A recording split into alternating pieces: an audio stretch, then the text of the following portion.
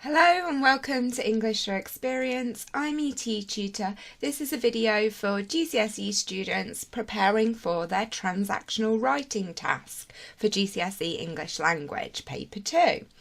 So it's been inspired by the many comments I've seen on the internet. So lots on Twitter, lots of students very unhappy with the amount of quotes they need to learn for GCSE English Literature.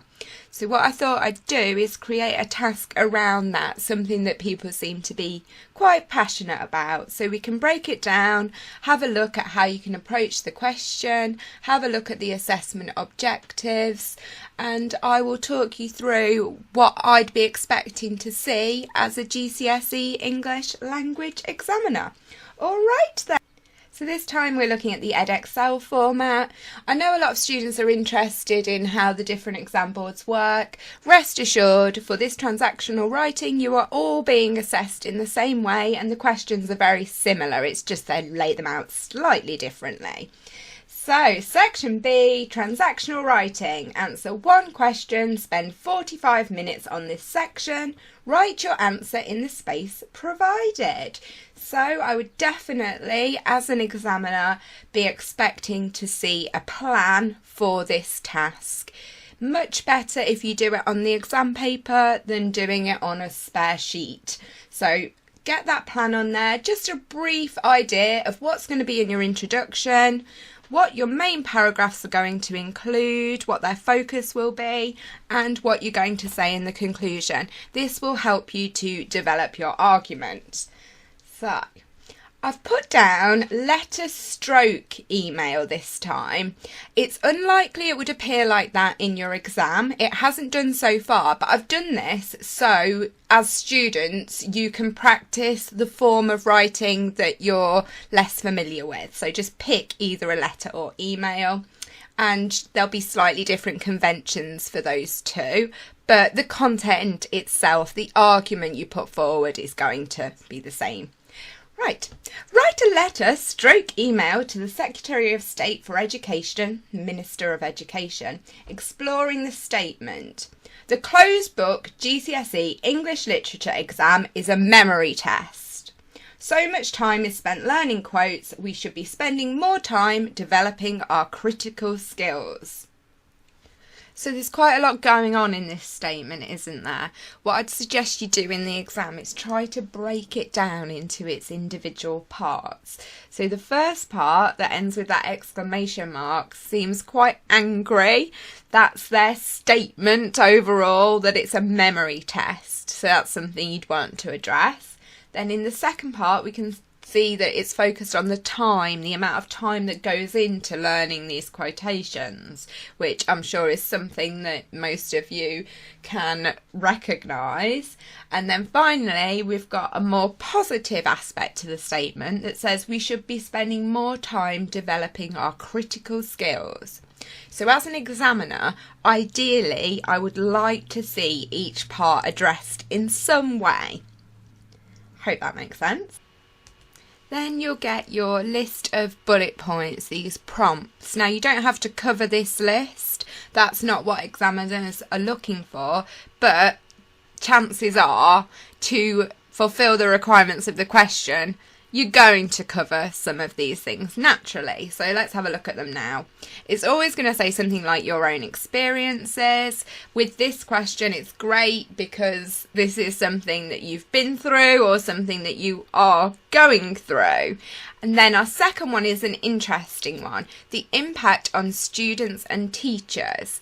Now, chances are, if this was the task in the exam, as an examiner, I would see lots and lots of responses written from the point of view of students. So one way you can make your response stand out is by writing from the point of view of somebody else. So it could be a teacher, it could be a parent, it could be the head of a mental health charity in this case. And what you'd need to do then is maintain that voice all the way through your response, and that would show that you've got a good understanding of tone. So it's something to think about. And then we've also got here, next bullet point, arguments for and against the statement. Might be worthwhile at the beginning when you're planning to just create a little table with some ideas under for and against and try and work out which ones you'd incorporate into your response. You don't have to give both sides of the argument. It's up to you how you approach it. Then the next one we've got is a bit of a bigger, wider bullet point. Why we study English literature. Now, obviously, I'm an English tutor. I've studied English and English literature at degree level, so it's something I feel passionately about. If I was doing this task, I would probably really make a lot of that bullet point and focus in on what English literature does give us and why we study it. So I would say that it helps us to navigate through an increasingly complex and confusing world. That's why you're doing it, in my eyes, by learning about events from the past, learning about how different characters tackle scenarios. These are all things that will help you in the future. And then always you get this little bullet point saying, as well as any other ideas you might have. And then we can see down at the bottom that you are going to be marked for the accurate and appropriate use of vocabulary, spelling, punctuation and grammar. So in a little bit, I'm going to focus in on that when we've got the assessment objectives in front of us. And that's going to really be from my point of view as an examiner, having marked these types of tasks for about 5 years now. So hold in for that part. But for now, what we're going to do is take a look at some sources that might be able to help you write this response. So in 2018, after the first year of this exam series, somebody put together a petition to Parliament saying, change the GCSE English Literature exam from closed book to open book. And they put forward their arguments here. So it could be that some of these things help inspire you. What I am going to do with this little bit of text is respectfully just analyse it in the way I would do if I was marking it as an exam piece. So we can see they've started off putting forward their overall argument that students are struggling. And they have then gone on to say, because of this, many failed. Now, what would be great if this was a transactional writing piece is some statistics to support that statement, to make it more believable. And then we can see here that they're saying, how can they expect us to remember quotes from 15 poems, plus how to analyse them, plus remembering the whole plot, themes, characters, and quotes from another book? So they've got some nice repetition in there, that repetition of the word plus, and then they've got a list. So these are definite language devices I would expect to see in most responses. They're quite straightforward ones, and they've used them pretty well here, haven't they? Then they go on to get even more passionate about it, focusing really on the student's well-being, which is perhaps something that you could focus on in a paragraph in your response. So we've got, is it really fair that students have to remember so much whilst also doing revision for other exams? It is important to know how to do all that is asked in exams. That's nice, they've given some positive, then they've come in with a but. But when in life will you ever have to remember lots of information about lots of text, then be expected to recall it perfectly under pressurised conditions, on top of loads of other stresses, then write about it for strangers to judge whether or not you are worthy of a good grade or not? So towards the end there, you can see that perhaps they've got a little bit over emotional and they've started using more everyday language. So if you have a quick look at the whole of that paragraph, really, can you pick out any more colloquial words? I would say that on top of loads of other stresses is more everyday language than the rest of their piece. So it's all about sustaining that tone throughout the piece of writing. But here we've got some nice vocabulary. That word recall is perfect in this scenario. So if I was marking this, I would definitely be commenting on that as a good vocabulary choice.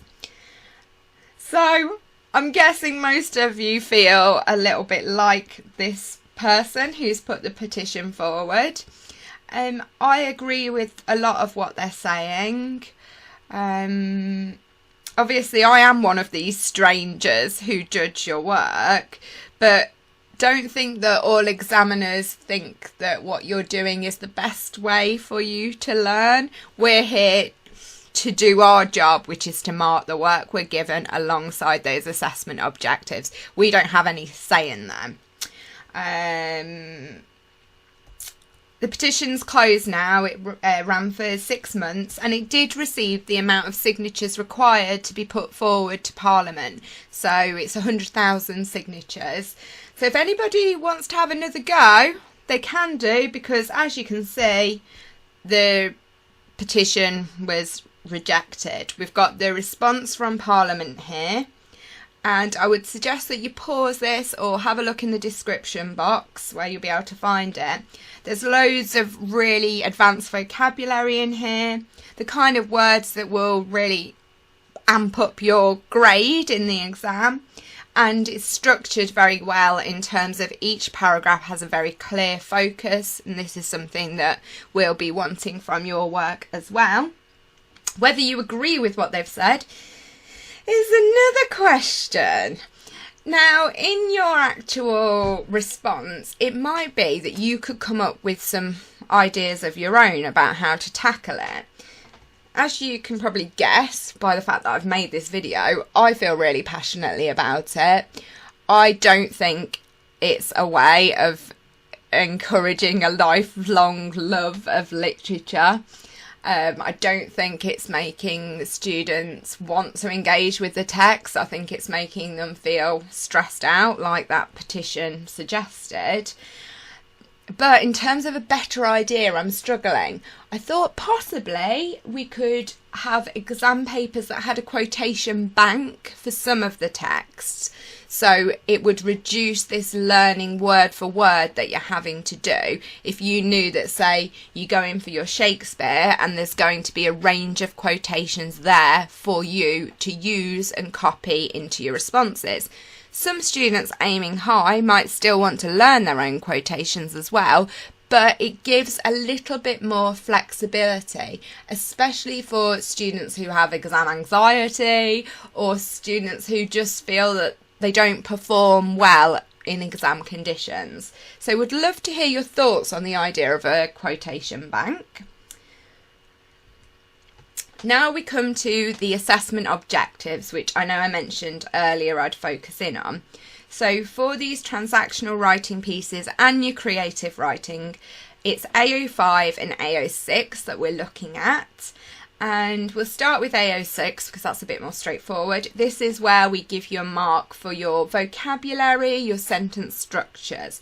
So therefore that's your punctuation and grammar. And we're also looking at your spelling. Now, when I mark a piece of work, very quickly I can establish which band the student's work falls into, and then I'm tweaking the mark. So I'm going, say if I've put them in band 2, I'll say, right, are they closer to band 1 or are they closer to band 3? And I will go back through and reassess the work, focusing in on a few things that make it very easy for me to justify the mark I'm giving to you. So I'll look at the words again, I'll look at the vocabulary, I'll look at the vocabulary overall within the piece, and potentially maybe able to say, right, it's definitely closer to band 3, so they're going to get a mark at the top of band 2. It might be a bit technical, but if you've got a copy of a mark scheme, it'll make more sense. So what I'm saying is vocabulary is really, really important. It's one of the reasons I always encourage my students to proofread their work, not just checking for errors, but trying to improve vocabulary. If at the last minute you cross out a few words and replace them with much more helpful words, words that communicate your meaning more clearly, then it may be that I can award marks for those changes. In terms of Punctuation, that's something you can think of in your proofreading as well. So in our statement this time, the first sentence ended with that exclamation mark, which made it seem quite angry. Go through your work and see if there's an opportunity anywhere to include an exclamation mark if it's going to help enhance the meaning you're trying to communicate. Other good ones to try and incorporate are ellipsis and semicolons. Those are ones that students use less frequently, so they will make your responses stand out. Then for AO5, this is sort of the text as a whole.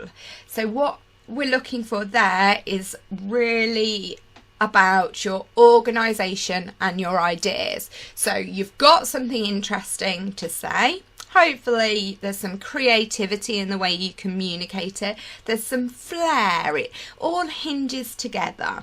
And you have organised those ideas in a logical way using a range of paragraph lengths, possibly including things directly related to the form you're writing in, like bullet points, and that those features support the text. They help it hold all together. That's that last bit at the end, coherence and cohesion of texts.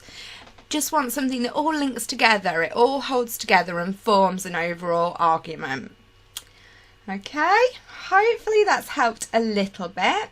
If you're still struggling, there's some letter writing practice where I've suggested a few more questions, and then there's videos on different language techniques that you can use. So that's where we'll go through things like statistics, adding in the opinion of an expert. So say with this one, it could be somebody a youth worker who's experienced young people coming to them really upset about the exam, that sort of thing.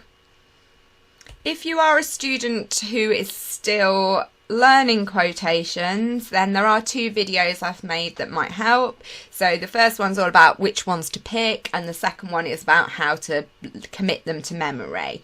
If you're a 2019 student, this part's over for you, so hopefully you're feeling quite relieved. Alright then, thank you all for watching. Would be great to get some comments. If anybody wants to send plans or snippets of their work, I will try to respond to you. If you want to hit like, that would be great. I'm guessing nobody's loving their revision videos, but it does really help indicate to other students that it's worth a watch. So if you've learned anything, please hit like so I know that I'm doing stuff that's actually helping you. Alright then, bye for now.